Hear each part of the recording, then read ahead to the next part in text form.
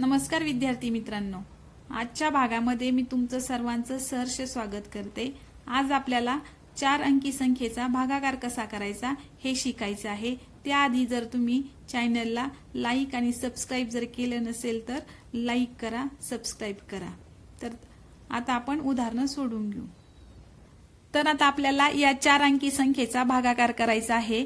तर भागाकार करण्या अगोदर आपल्याला या संख्येला भाजक म्हणतात, त्यानंतर ह्या संख्येला भाज्य म्हणतात आणि वरती येणाऱ्या उत्तराला भागाकार म्हणतात। शिल्लक राहिलेल्या संख्येला बाकी म्हणतात।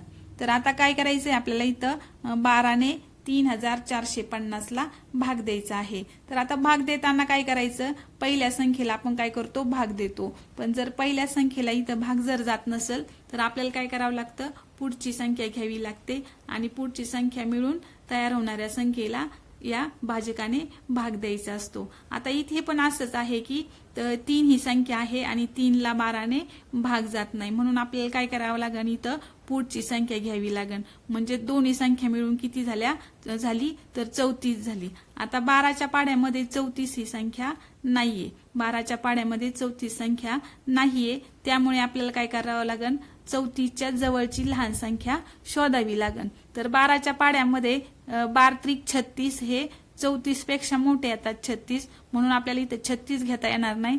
तर इथं काय करावं लागेल, 12 दुने 24, म्हणजे इथं 2चा भाग जाणार आणि वजा काय करावं लागणार, आपल्याला 24 वजा करावं लागणार। आता त्यानंतर आपल्याला ह्यांची वजाबाकी करून घ्यायची। 4 4 गेले 0 राहतात शिल्लक, 3 2 गेले 1 राहतात, म्हणजे जिथं उरले किती 10। तर आता ह्या 10 ला 12 ने भाग जात नाही, मग काय करावं लागणार, आपल्याला वरची संख्या खाली मांडून घ्यायची। वरची संख्या किती आहे तर 5 आहे। आता तयार होणारी संख्या किती झाली 105। तर 105 ला 12 ने भाग जातो पण पूर्ण भाग जात नाही। 12च्या पाढ्यामध्ये 105 ही संख्या नाही, त्यामुळे आपल्याला 105 पेक्षा लहान संख्या 12च्या पाढ्यातली शोधायची। तर आता 12च्या पाढ्यामध्ये 105 पेक्षा लहान संख्या कोणती आहे तर 12 8 96, म्हणून इथं 8 लिहायचे आणि खाली 96। आता 105 मधून आपल्याला 96 वजा करायचे।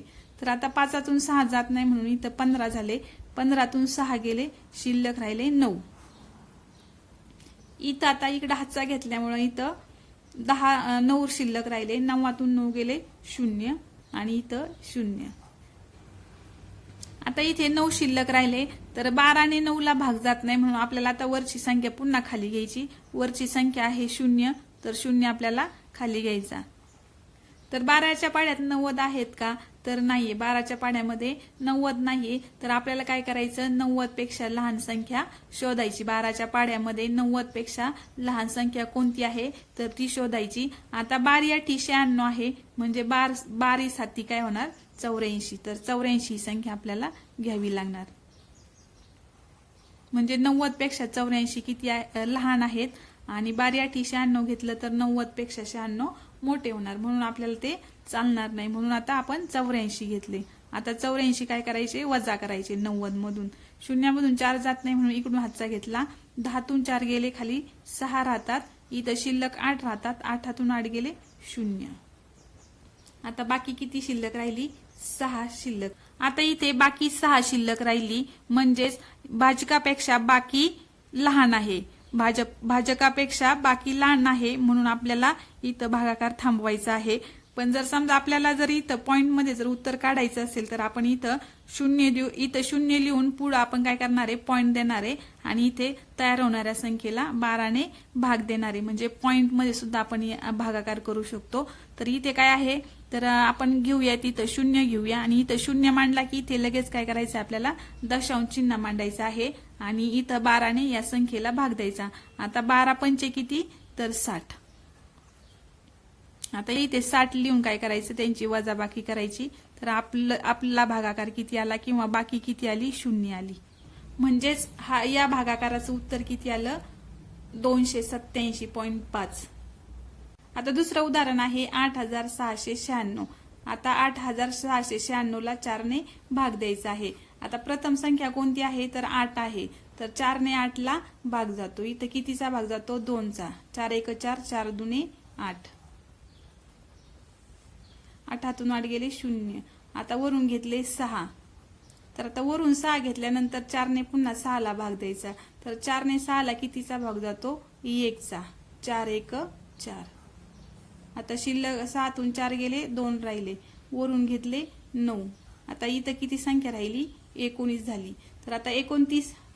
तर आता इथे किती संख्या तयार झाली? 29. तर आता ह्या 29 ला 4 ने भाग द्यायचा. तर 29 4च्या पाड्यात 29 ही संख्या नाही. तर 29च्या जवळची संख्या किती आहे? 28. मग 4 7 28. आता 29 मधून 28 गेले, शिल्लक राहिले 1. वरून घेतले 6. संख्या झाली 16. आता 16 ने 4 ला भाग द्यायचा. 4 चौक 16. 16 तून 16 गेले 0. म्हणजे बाकी किती आली आपली? 0 आली. बाकी किती आली? 0 आली. भागाकार 2174 आला. तर भागाकाराचं अजून एक उदाहरण सोडवायचं आहे आपल्याला. 9705 भागिले 15. तर या भागाकारामध्ये प्रथम 9 ही संख्या आहे. तर 15 ने 9 ला भाग जात नाही, म्हणून आपल्याला या पहिल्या 2 संख्या आहेत त्या संख्यांना भाग द्यायचा आहे. तर पहिल्या 2 संख्या मिळून 97 ही संख्या तयार झाली. आणि आता 15 ने आपल्याला 97 ला भाग द्यायचा आहे. आता 15च्या पाड्यात 97 ही संख्या नाही. 15च्या पाड्यात 97 ही संख्या नाही, म्हणून आपल्याला 15च्या पाड्यातील 97च्या जवळची संख्या लहान संख्या शोधायची आहे. तर इथं आपल्याला 15 90 म्हणजे 6चा भाग जाणार आहे. म्हणजे 15च्या पाड्यात 97च्या जवळची संख्या 90 आहे. 15 90, म्हणून इथं आपल्याला 90चा भाग द्यायचा. तर आता इथे वजाबाकी करून घ्यायची. 7तून 0 गेला 7, 9तून 9 गेले 0. तर आता बाकी 7 उरली. तर 15 ने 7 ला भाग जात नाही, म्हणून आपल्याला वरची संख्या खाली घ्यायची. आता 7 नंतर कोणती संख्या आहे? तर 0 आहे, म्हणून 0 खाली घ्यायचा. तर इथे कोणती संख्या तयार झाली? 70. तर आता इथे 15 ने 70 ला भाग द्यायचा, पण 15च्या पाड्यात 70 ही संख्या नाही. त्यामुळे आपल्याला 70च्या जवळची 15च्या पाड्यातली संख्या शोधायची आहे. तर इथं आपल्याला 15च्या पाड्यामध्ये 70च्या जवळची संख्या 60 आहे. म्हणजे 15 चौक 60. इथे 4चा भाग द्यायचा. 15 चौक 60. आणि 15 5 75 आहे, त्यामुळे आपल्याला इथं 75 ही संख्या घेता येणार नाही. ती 70 पेक्षा मोठी आहे. तर आता इथून 70 मधून 60 वजा करायचे. इथे शिल्लक राहतात 10. तर आता इथे 10 शिल्लक राहतात. आता वरून आपल्याला 5 खाली घ्यायचे आहेत. तर 15 ने 10 ला भाग जात नाही, म्हणून आपण 5 ही संख्या घेऊ.